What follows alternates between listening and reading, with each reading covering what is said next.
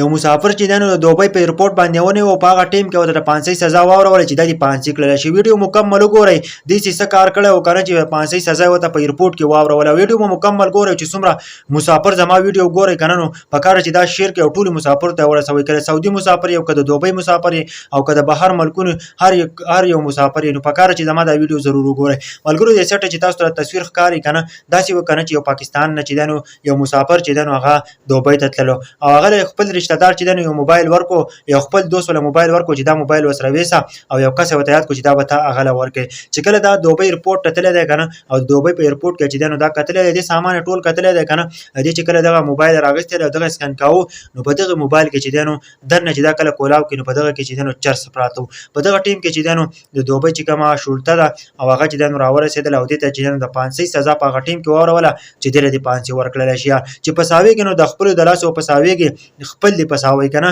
نن چې دی نو یو ملګری ولګېد او دې کس ته چې دی نو د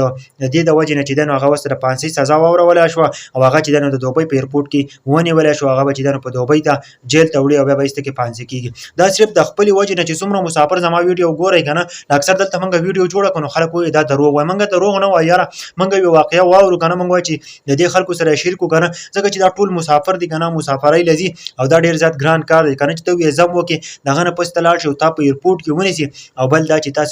تا یو کار کړی هم نه وي تا یو غلط کار کړی هم نه وي چرس تا په خپله وړو چې بیا هم ستا غلط کار کړی و خو بل ته د څه نه خبر نه یې تا ته د موبایل په ډبې کې چرس خپلو خلکو بند کړي دي او ستا د پسوالو دپاره او تا ته هلته د پانسۍ سزا